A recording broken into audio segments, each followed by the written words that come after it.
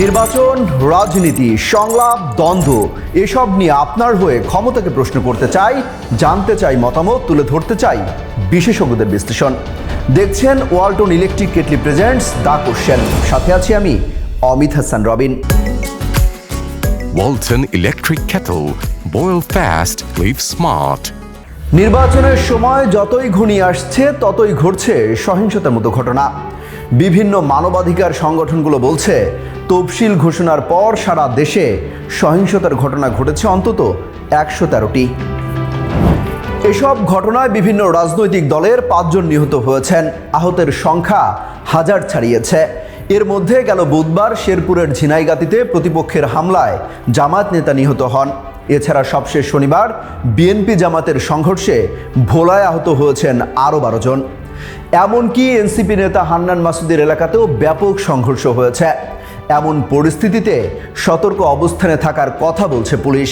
আর সারা দেশে মোতায়েন করা হয়েছে 37,000-এর বেশি বিজিবি সদস্য।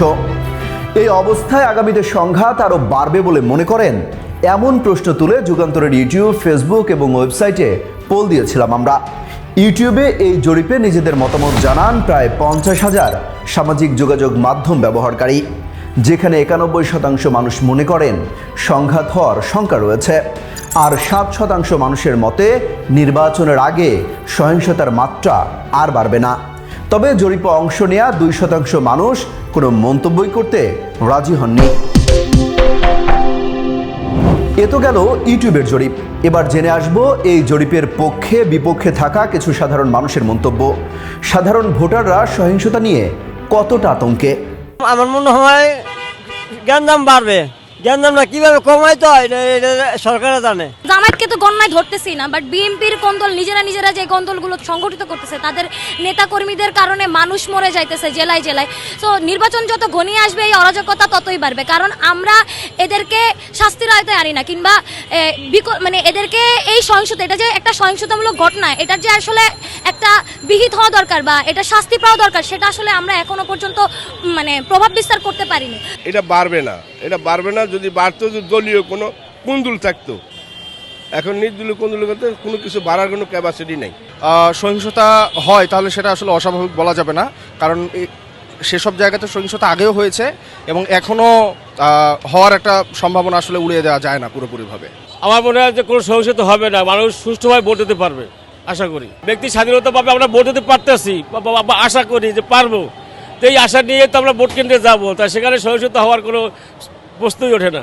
যেহেতু নির্বাচন গণে আসতেছে, আমরা সচরাচর দেখে আসছি যে সহিংসতা বাড়ে। তো এখন নির্বাচন যখন আসতেছে কিছু বাড়বে, আমার নিজস্ব অপিনিয়ন হচ্ছে বাড়বে। সহিংসতা যাতে না হয় তার জন্য আমাদের দেশের রাজনৈতিক যে প্রেক্ষাপটের ক্ষেত্রে আমরা চাই যে রাজনৈতিক সহ অবস্থান তৈরি হোক, কোনো রকমের সহিংসতা না হোক, সাধারণ মানুষ যেন নির্দ্বিধায় ভোট দিতে যাইতে পারে, আমরা এটা চাই। আমরা দেখতে পাচ্ছি বর্তমানে যে অবস্থা চলছে এরকম হলে সহিংসতা বাড়বে।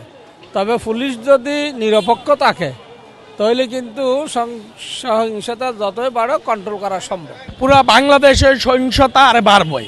আসলে যাদের পেটে ক্ষুধা তারা সহিংসতা করবেই, আর যারা দেশ পরিচালনা করবে সুন্দরভাবে তাদেরকে করতে দিবে না, এটাই তাদের উদ্দেশ্য। যদি আইন শৃঙ্খলা বাহিনী যদি ঠিক থাকে তাহলে অবশ্যই কমবে। দর্শক, এই ছিল সাধারণ মানুষের মতামত। এবার চলুন জেনে আসা যাক রাজনৈতিক পক্ষগুলোর এ নিয়ে বক্তব্যটা কি। আমাদের এক ভাইকে অলরেডি তারা মেরে ফেলেছে। মহিলার মাথায় কোপ দিয়েছে, সেটাতে 6টা সেলাই প্রয়োজন হয়েছে এবং বিভিন্ন জায়গায় ভাঙচুর চালাচ্ছে তারা। তবে আমাদের এখানে ঢাকাতে আমরা একটা নীতি গ্রহণ করেছি। আমরা বলেছি যে আমরা 12 তারিখ পর্যন্ত ধৈর্য ধারণ করব এবং সে ধৈর্য নিয়ে আমরা এগিয়ে যাব। এবং 12 তারিখে অনেক কেন্দ্র দখলের জন্য তারা প্রিপারেশন নিচ্ছে। ভোট কেন্দ্র পাহারা দেওয়ার জন্য তো কোনো দলীয় কেউ প্রয়োজন নেই। ভোটের কেন্দ্রকে যদি দখল করতে আসে, এটা জনগণ এবার প্রতিহত করবে। তো আমরা জনগণকে বলেছি যে আপনারা ভোটের মাঠে থাকবেন, ভোট দিবেন এবং ভোটটা রক্ষা করে তারপরে বাসায় যাবেন। আমরা কোনো সহিংসমূলক কর্মকাণ্ড যাবে না, কারণ আমরা যখন গণতন্ত্রের পথে পা বাড়িয়েছি, গণতন্ত্রকে রক্ষা করা আমাদের দায়িত্ব। শর্তগুলো ওনারা পূরণ না করতে পারেন, সন্ত্রাসীদের বিরুদ্ধে যদি তাৎক্ষণিক ব্যবস্থা গ্রহণ না করেন, আইন শৃঙ্খলা বাহিনী যদি আরও শক্ত, মজবুত এবং ইম্পার্শিয়াল রুল প্লে না করে, তাহলে তো আশঙ্কা থেকে যায় আর বড় আকারের দুর্ঘটনাগুলো ঘটতে পারে। যেটা এখন দেখা যাচ্ছে যে যেমন নারী কর্মীদের উপর আমাদের জামাতের হামলা হচ্ছে, তাদের হিসাব খুলে নেওয়া হচ্ছে, তাদের মোবাইল নিয়ে যাওয়া হচ্ছে, তাদের কাজে বাধা দেওয়া হচ্ছে, এবং কিছু কিছু নেতাকর্মীরা বড় একটা দলের খুবই জঘন্য ভাষায় কথা বলছেন, কাপড় খুলে ফেলবো, এই করে ফেলবো, সেই করে ফেলবো, যেগুলো সাধারণত আমাদের মা বোনদের ব্যাপারে কেউ বলেন না। সুতরাং এগুলা সাহস পাচ্ছে যে তারা আইন শৃঙ্খলা বাহিনীর চোখের সামনে এগুলা করছে। সেখানে নির্বাচন কমিশন এবং আইন শৃঙ্খলা বাহিনীর দায়িত্বশীল ভূমিকা আমরা দেখছি না। তারা কি নারীর স্বাধীনতায় বিশ্বাস করে? তারা কি নারীর সম মর্যাদায় বিশ্বাস করে? এই পর্যন্ত তারা একটা নারীকে কি পার্লামেন্টে নমিনেশন দিয়েছে? কোথাও দিয়েছে? তো কাজে এগুলো নারীর কথা যারা বলে, কোথায় ঘটনা ঘটলো, কিভাবে ঘটলো, আন্দাজে বিএনপির উপর একটা চাপা দেয়। এই দলটা হলো, এই দলটাকে কি বলবো, এই দলটার জন্য গত 17টা বছর বিএনপিকে অনেক কিছু সহ্য করতে হয়েছে, শুধুমাত্র জামাতের সাথে আমাদের সম্পর্কের কারণে। তো কাজে এই দলের জন্য আমরা অনেক কিছু দিয়েছি, কিন্তু 5ই আগস্টের পরে এমন কি হয়ে গেল দেশের মধ্যে যে তারা একেবারে ক্ষমতায় যাওয়ার জন্য পাগল হয়ে গেল। আর ক্ষমতায় যাওয়ার জন্য তাদের একটাই কাজ, অন্য কোনো কাজ নাই, শুধু বিএনপিকে সমালোচনা করা, শুধু বিএনপিকে খাটো করা, বিএনপির নেতৃত্বকে কিভাবে সমালোচিত করা যায় সেই ব্যবস্থা করা। আমরা তো করি নাই। তারা কি দেশটাকে অরাজকতার দিকে নিয়ে যেতে চায়? তারা কি চায়? দেশটাকে আরেকটা আফগানিস্তান বানাতে চায়? এই দেশের মানুষ সেটা চায় না। এই দেশের মানুষ শান্তিতে বিশ্বাস করে, এবং এই দেশের মানুষ ধর্মপ্রাণ মানুষ, কিন্তু কখনো মানে উন্মাদ না, ধর্মীয় উন্মাদ না। 17টা বছর আমরা সহ্য করেছি, 17টা বছর, কিন্তু কখনো অগণতান্ত্রিক পথে যাই নাই। অনেক নেতাকর্মীকে গুম করা হয়েছে, আমাদের পার্টি অফিস বন্ধ করে দেওয়া হয়েছে, আমাদের প্রকাশ্যে চলাচল বন্ধ করে দেওয়া হয়েছে, কিন্তু তবুও বিএনপি অপ্রকাশ্য রাজনীতিতে যায় নাই, আন্ডারগ্রাউন্ড পলিটিক্সে যায় নাই। কারণ বিএনপি আন্ডারগ্রাউন্ড পলিটিক্সে বিশ্বাস করে না। বিএনপি একটি গণতান্ত্রিক দল, বিএনপি গণতন্ত্রে বিশ্বাস করে, এবং যত কিছুই আসুক না কেন বিএনপি গণতান্ত্রিকভাবে ফেস করবে। শুনছিলাম রাজনীতিকদের কথা, এখন জানবো সহিংসতার প্রভাব নিয়ে বিশেষজ্ঞরা কি বলছেন। বাংলাদেশের রাজনৈতিক ইতিহাস যদি আপনার দেখেন, বিশেষ করে নির্বাচনী ইতিহাস যদি দেখেন, যে নির্বাচনীকে কেন্দ্র করে এই দেশের রাজনৈতিক সহিংসতার ঘটনা এটা প্রতিনিয়ত ঘটছে। 1973 সালে স্বাধীনতা উত্তর প্রথম জাতীয় সংসদের যে নির্বাচন হয়েছিল, সেই নির্বাচনে ব্যালট ছিনতাই থেকে শুরু করে ব্যালট ডাকাতি, ভোট ডাকাতির মতো ঘটনা, হেলিকপ্টারে করে এক জায়গা থেকে, এবং নির্বাচনের প্রাক্কালে নির্বাচনী সহিংসতার অসংখ্য ঘটনা ঘটেছিল।